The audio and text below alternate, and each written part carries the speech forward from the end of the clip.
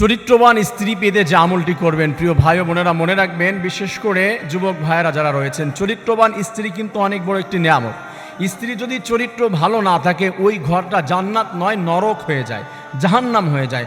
আর চরিত্রবান একটা স্ত্রী থাকা মানে পৃথিবীর মধ্যে এক টুকরা স্বর্গে বাস করা, ঘরটা জান্নাত হয়ে যাবে। এই পৃথিবীর মধ্যে সব কিছু হচ্ছে খেলতামাশা, এই পৃথিবীর সব কিছু হচ্ছে মিশা, সব কিছু হচ্ছে অনর্থক। তার মধ্যে একটি দামি সম্পদ রয়েছে, সেটি কি? সেটি আল্লাহ তাআলা তার হাবিবের মাধ্যমে জানিয়ে দিয়েছে, আল মারআতুস সালিহা, যে উত্তম চরিত্রবান একটা সতী সাধবী সুন্দর রমণী, এটা হচ্ছে সব থেকে আদ-দুনিয়া কুল্লুহা মাতা ওয়া খায়রি মাতা'id দুনিয়া আল মারআতুস সালিহা। দুনিয়ার সব কিছু আছে খেলতামাশার, তার মধ্যে একটি সম্মানী বস্তু রয়েছে, সেটি হলো তোমার উত্তম চরিত্র। এটাই তোমার জান্নাত, এটার মাধ্যমে তুমি জান্নাত হাসিল করতে পারবে। তা চরিত্রবান স্ত্রী পেতে গেলে ভাগ্যের ব্যাপার, কপালের ব্যাপারে, তার জন্য আল্লাহ তাআলার কাছে চাইতে হবে। আর যে আমলটি করতে হবে সেটি হচ্ছে একটা পুরুষকে চরিত্রবান হতে হবে।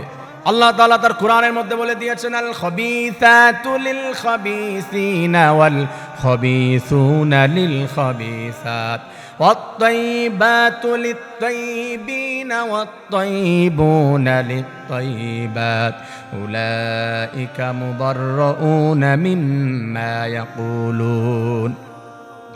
একটা খবিশ ছেলে কখনোই পবিত্র একটা মেয়েকে পাবে না, খবিশ ছেলে খবিশ মেয়েকে পাবে। একটা খবিসা মেয়ে খবিশ ছেলেকে পাবে, দুইভাবে বলেছে।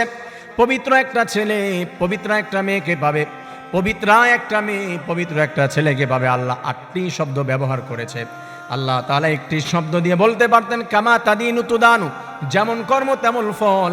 তার মানে যেমন ছেলে তেমন নিজেকে আপনি বানিয়েছেন জনি সিনের মতো, আর রাবেয়া বসরির আশা করেছেন, কখনোই সম্ভব না, অসম্ভব ব্যাপার। নিজেকে পরিবর্তন করুন, নিজেকে আপনি চরিত্রবান বানান। যুবক ভাই, আপনি মনে করেছেন আপনার ঘরে এসে বলেছে হাতে হাত রেখে বাসর রাতে, জানো আমি জীবনে কোনোদিন কারো হাতে হাত রাখি নাই।